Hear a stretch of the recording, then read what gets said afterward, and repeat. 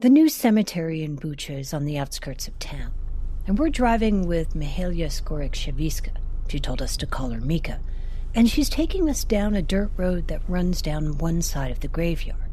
And this is the Alley of Heroes, so we could go out. Mika used to be a deputy mayor in Bucha. Now she runs an NGO. And she's borne witness to Ukraine's 20 months of fighting, which has now dissolved to a grinding counteroffensive where progress is being measured in feet. The toll it's all taking can be felt right here, in the cemetery in Bucha. The burial ground is huge, like the size of a football field. The steady stream of bodies that arrive here serve as a reminder that this war, above all else, is a war of attrition. Each side is trying to kill enough enemy soldiers and destroy enough of their equipment so the cost of continuing becomes too much to bear. Many are missing in action, and some have found their way here. They have their own section of the cemetery. It's announced by a regimental row of full-size blue and yellow Ukrainian flags. One flag stands at each grave. Each waves from its own sturdy metal pole, and each pole is topped with a trident, Ukraine's national coat of arms. Color photographs of the fallen are etched on the surface of the black marble tombstones. That the text you see and the pictures you see, that all provided by the family. Each family has its own ritual or specific how they memorize their beloved ones. Now we have not enough room for our heroes because too many victims. And when you built this, you thought it would be enough? It's very hard. It's very hard question to say. We want to have our heroes alive, not killed, but unfortunately we have to pay by our freedom when the best people of Bucha and of Ukraine are fighting and they are killed during the fights. The civilian graves are crowded in next to each other. They're marked by wooden crosses and big wreaths of fading paper flowers, some blue, others purple, a little red. The remains of those that have yet to be identified are in a temporary section. Because when Bucha was liberated, volunteers collected lots of bodies, and it was hard to identify and to bury them all. The graves are marked by a simple cross with a strip of black paper that bears a handwritten number in silver ink. And for Mika, this new cemetery, the desire to have Bucha be known for something beyond the terror of the occupation, isn't just an academic exercise. It's very personal. Your husband died in Donbass or Crimea? My husband was killed in Ilovaisk in 2014. That's in the Donbass in eastern Ukraine. He was like volunteer soldier. He was not a military person. He was a director of local transport company. Mm-hmm. So nothing connected with the war, but he understood that this is very important to protect Ukraine. She said he told her there was no choice but to fight. If he didn't stop Putin in the Donbass, he said as he was leaving, Putin would keep going all the way to Kyiv. And his words became true in 8 years when Putin decided to increase the battlefield according to his crazy ideas, because his idea is to have Ukraine without Ukrainians. The contours of what happened in Bucha are familiar by now. To get to Kyiv, Russian soldiers had to go through Bucha first. And when the capital didn't fall, as Moscow had planned, the Russian soldiers stayed here in this bedroom community and wreaked havoc. Civilians thought before the full-scale invasion that was some kind of military operation and that not very dangerous for them. Mm-hmm. Now, the people of Bucha could be forgiven for thinking that the laws of war, the Geneva Conventions, would protect them. They were just civilians. They assumed they were safe. Bucha, just outside Kyiv, is not just a battlefield, it's a crime scene. But in fact, most of those who were killed here, they were killed by automatic guns from very short distance, not because of military operation. So most were shot in the back of the head. Many had their hands bound behind their backs. Bucha, it became like the museum of war crimes. But this isn't a story about that brutalizing chapter of Bucha's history, at least not exactly. This is a story about what comes after. Bucha had been labeled a place of tragedy, and it wants to be known for something else entirely, as a model for exacting justice. Traditionally, war crimes trials have been largely unsatisfying. The cases take decades to build, perpetrators rarely go on trial, and even more infrequently end up behind bars. Families of victims often don't live long enough to see justice done. Bucha wants its story to have a different ending. Yes, for us, justice is extremely important to punish those who did the crimes and who gave the orders to those who did the crimes.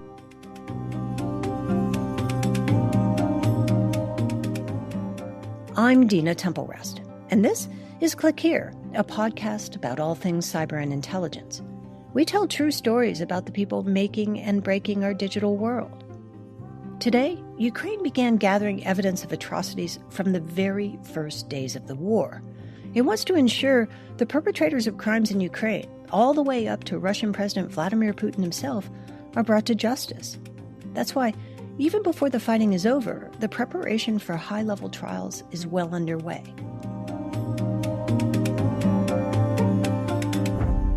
We'll explain. Stay with us.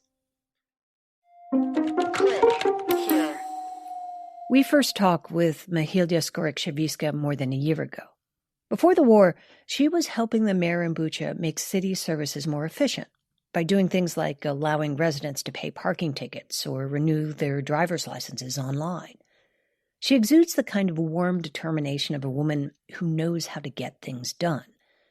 Shortly after Russian soldiers left Bucha, Mika's bosses asked her to apply her technical skills in a different way. They wanted her to build a database to identify and account for the dead. It was very important to identify everybody and to have names instead of body bags, For families, that was important to bury their beloved ones in a proper way. And for us as a Bucha City Council was very important to help them to identify everybody, because we understand that to identify we need to have the details about every case. Details about every case, like where people were found, the wounds they suffered, what family and friends might have seen.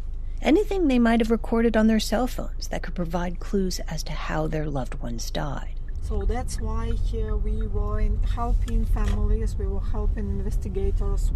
Lots of stuff the families have to do themselves, because we understand that more cases will be documented, properly documented and properly investigated, more killers. The more killers can be brought to justice, she means to say.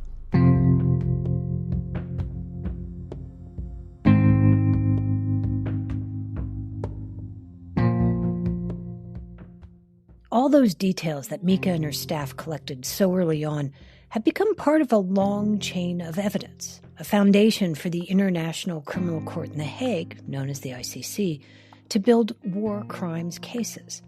And while the ICC can't talk about its cases until they're presented in court, news organizations, like the New York Times, have done their own investigations about what happened in Bucha.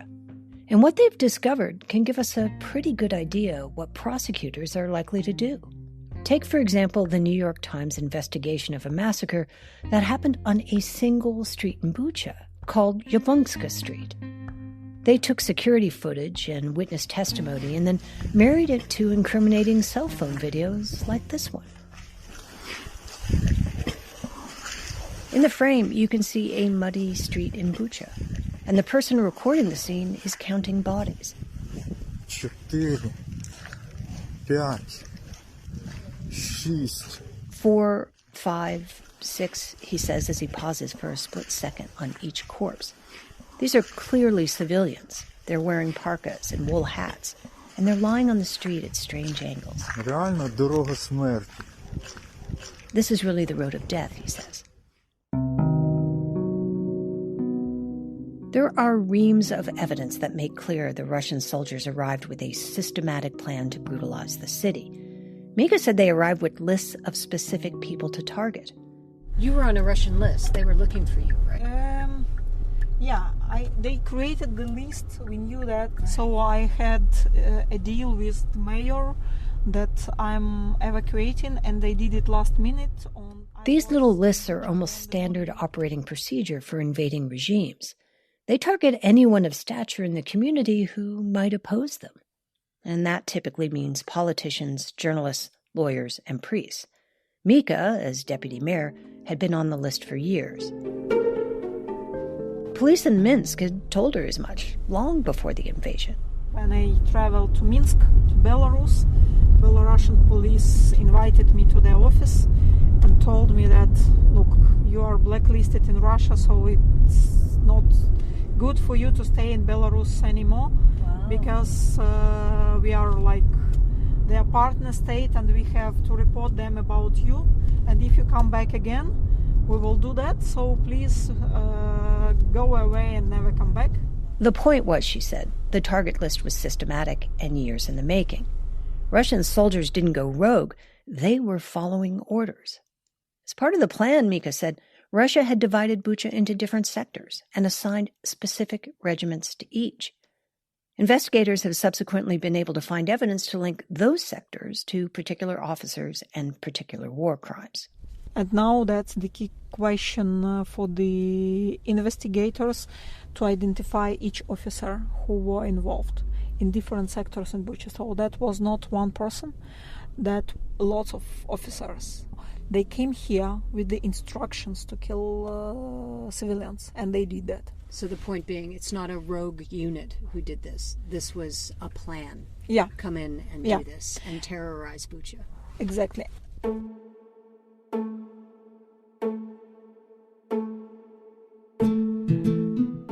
In one of their investigations, the New York Times reporters concluded that the perpetrators were Russian paratroopers from the 234th Air Assault Regiment.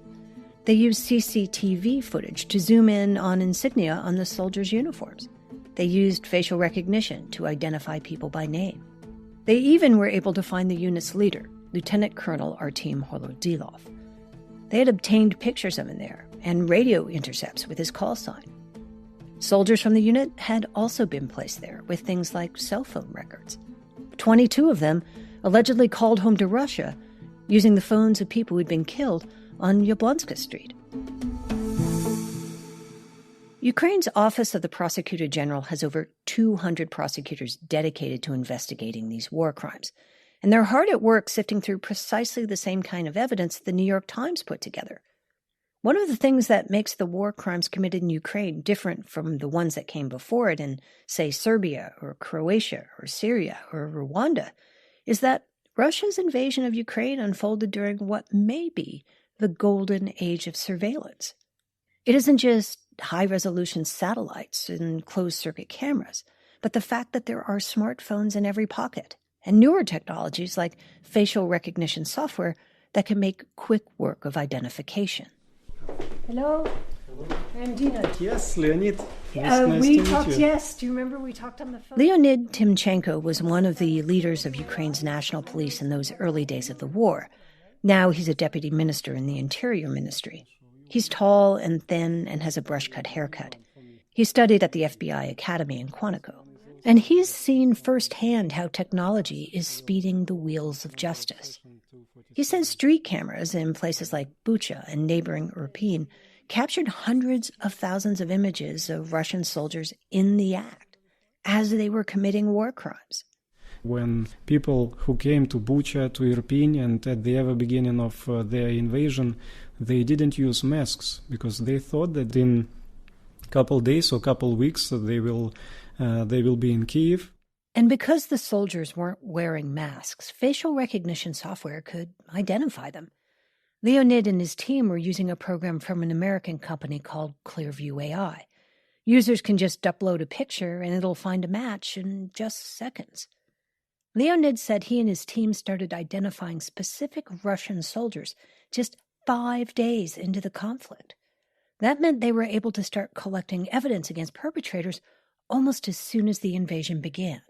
They are already committing crimes, and we are starting our activity to collect information from cameras, information from different sources which were able to capture their faces. And we started. Clearview AI has scraped some 20 billion images from social networks and other online sources all over the world. And it did that without asking the websites or the people in the photographs for consent. So it's controversial. But there's little doubt that it's helping investigators in Ukraine build their war crimes cases. Because, among other things, some of the sites Clearview has scraped pictures from are Russian social networks. So that's why that is a huge library, and it was huge support for us to identify Russian military personnel. Have you passed that information to the International Criminal Court? We passed this information, first of all, to our investigators, and we already have our court decisions against specific Russians who committed crimes. When we come back, we take a look at how those war crimes cases are shaping up and try to answer an even bigger question that has plagued war crimes trials for years. How do you get the defendant? There needs to be a strategy for locating people and grabbing them, to be frank.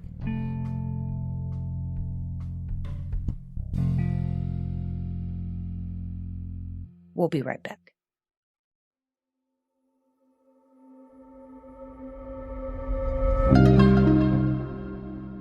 Back in April, Ukrainian officials said they had actually registered some 80,000 war crimes claims so far. Officials told Click Here, now the number is more than twice that figure. And when you have that many, the big question becomes how to organize them. How can they be categorized into actionable cases with named defendants? The ICC has apparently already started doing that. It's believed to have at least 4 cases linked to alleged war crimes in Ukraine well underway. They're all related to things you've probably seen on the news. Not just the crimes in Bucha that Mika helped document, but other things like the targeting of grain depots and the destruction of the Kakhovka hydroelectric dam in southern Ukraine. Ukraine's president has called an emergency meeting after a major dam was blown up. The The dam case is extremely important. This is Stephen Rapp. He used to be the U.S. ambassador for war crimes at the State Department, and he's prosecuted many of these kinds of cases himself. It can be maybe argued that blowing up that dam, with all the horrible environmental effect it had on the populations that were inundated, will be a high priority. And I think Moscow has said that the dam fell victim to accumulated damage, years of Ukrainian neglect. But engineers who study dam failures say there was an explosion that made it fail. There's been satellite and seismic evidence of an explosion. And Rapp says that blowing up the dam could amount to a war crime. Similarly, Russia's attacks on Ukraine's power grid and infrastructure, not just with bombs, but with cyber weapons, is also one of the cases the ICC is building. And the court has already said that cyber attacks can rise to the level of war crimes, which is a first. Does the cyber attack actually have to reach completion, i.e. the gas goes off, the water goes off, for it to be a war crime? Or if you catch it, do you prevent that? Great question. And by the way, so many new things emerged and became clear and understandable to people after what happened here in Ukraine, especially in cyber realm. Ilya Vituk heads the cyber department at the Security Services of Ukraine, or SBU. Think of it as the FBI, CIA, and NSA all rolled into one. Ilya's team has been providing prosecutors with evidence for those kinds of cases. Because the SBU does incident response, the little forensic artifacts they found can help attribute these attacks on the power grid and water systems. And that's also been part of these cases. Then we take this evidence of the cyber attack and then we take the information we have, who conducted it, attribution and stuff like that, and then we put it into criminal cases that will later go to ICC. And by the way, just before the war, a Ukrainian court convicted 8 hackers linked to Russia's internal security service of launching cyber attacks against Ukraine's critical infrastructure. They were tried in absentia, which the ICC doesn't allow. But Ilya says Ukraine has gathered plenty of evidence that will allow prosecutors at the ICC to draw a straight line from cybercrime to perpetrators. Because, among other things, his teams have penetrated Russian communication systems. And we listened to their internal phone calls, and in this way we could understand who exactly did what, executed which attacks and operations, because we listen, okay, I'm deploying something now in Ministry of Infrastructure, so... You could name names. Absolutely, it's very important, and we clearly understand that there were orders.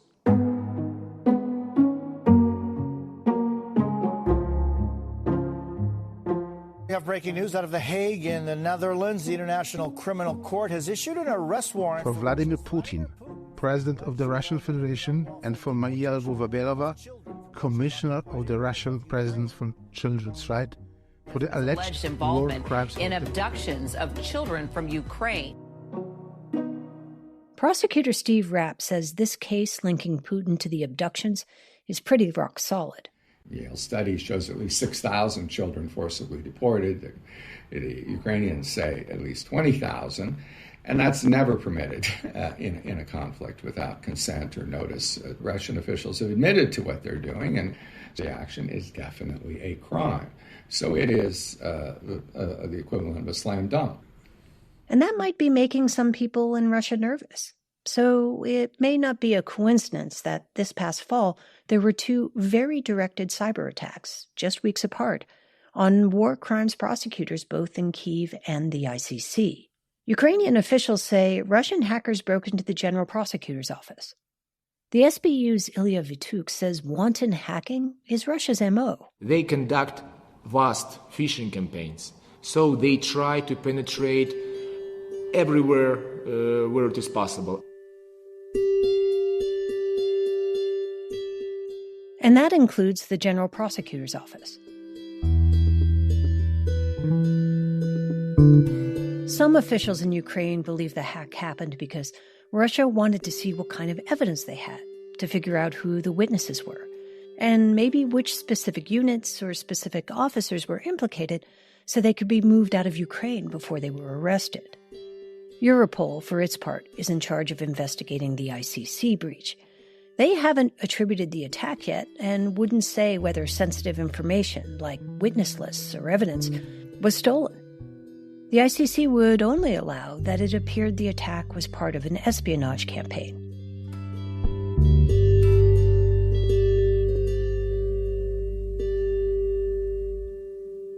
Ilya says that while it may have been a directed attack, he doesn't think that Russia fully comprehends how serious these cases are. I don't believe that today they do understand that this payday will actually come. What no one seems to doubt is that all these cyber attacks on international courts and high-level arrest warrants are breaking new ground. So, that's never happened before. This is Steve Rapp again. Never the head of a nuclear state, a member of the P5 of the United Nations, a permanent 5 member, being indicted by an international court. So, this is significant. This is a difference. Is it affecting their conduct yet? No. So while it isn't affecting Russia's conduct yet, that doesn't mean it won't. Consider the case of Slobodan Milosevic, who was brought up on war crimes charges related to the war in Bosnia. Milosevic was indicted in May of 1999, and a lot of people thought that was crazy. President of Yugoslavia, and what a nutty thing that is. Well, within 15 months, he couldn't steal enough votes to stay in power. And he was replaced by another nationalist who agreed with him on all the policy issues, but wasn't a war criminal. And 9 months after that, after Milosevic's rampant corruption was revealed, he became too hot to handle in Belgrade. And then, meanwhile, the international community was saying sanctions don't come off Serbia. You don't get your money unfrozen, etc. You continue to have problems. Unless you turn him over. And can you imagine that happening in this case? We could. Same thing. You want your $300 billion in frozen assets back, or a large part of it, you need to comply with international law. Rapp said, contrary to popular belief, Putin won't be able to negotiate complete immunity as part of some sort of peace accord with Kyiv. He said the ICC wouldn't be able to withdraw an arrest warrant once it's issued one for what would amount to political reasons. There's no provision for that in their charter. The most you can have is the Security Council can suspend action for a year at a time, but that's subject to a U.S. veto or veto from other countries. You know, I don't think it's this is not something that's going to go away. Back in Russia, even though Putin is extremely strong and very, very dangerous, there really has never been accountability for the crimes committed by the Russian regimes. They think they can get away with these crimes, and it's absolutely necessary that this time there be accountability. That's exactly what Mika, the former deputy mayor of Bucha, wants. She doesn't want Bucha to be known for all the terrible things that happened there. She wants it to be remembered for being the place that held Putin and his generals to account. Yes, for us, justice is extremely important because Putin became who he is, because he was not punished after Chechen war, after Syrian war. So he was not punished because of that. That inspired him. And Mika says that Bucha doesn't intend to allow the wheels of justice to grind slowly. The trial of Milosevic and his cronies took too long. We learned, for example, from Bosnian experience, and they were saying us that first verdict they receive in 27 years. In Ukrainian war story, we will have faster results. In the Ukrainian war story, she said, Bucha will go down in history for having faster results. This is Click Here. On the mark. Here are some of the top cyber and intelligence stories of the past week. France's top cybersecurity agency said in a new report that a hacking group known as Fancy Bear, or APT28, has been spying on French universities, government agencies, and think tanks. Fancy Bear is thought to be the hacking arm of the GRU, Russia's military intelligence agency. The National Cybersecurity Agency of France said that the hackers had compromised devices that weren't closely monitored, things like routers, and they used phishing emails to break into the systems. The emails looked like they were coming from hotel chains, capital management companies, and even tech firms. The Federal Trade Commission has approved a new rule that will require non-banking financial institutions with sensitive financial information, things like mortgage backers or payday lenders, to report data breaches and security events within 30 days of their discovery. The new rule will be added to the Safeguards Rule that requires financial institutions to report incidents involving the information of at least 500 customers to the FTC. Under the rules, security breaches require notification if unencrypted customer information has been acquired without the authorization of the individual to which the information pertains. And finally, for more than 3 weeks, Gaza has been struggling with an almost total internet blackout, as Israel has stepped up military action in the region in response to a Hamas attack against Israel on October 7th. People in Gaza are having trouble communicating with family and friends, and rescue workers have been unable to connect to mobile networks, which has hobbled recovery efforts. Internet monitoring groups say connectivity appears to be a fraction of what it once was. The blackout comes as Israel Defense Forces appear to be expanding their ground operations in Gaza. Among the concerns, that the lack of connectivity will obscure events as they are unfolding on the ground.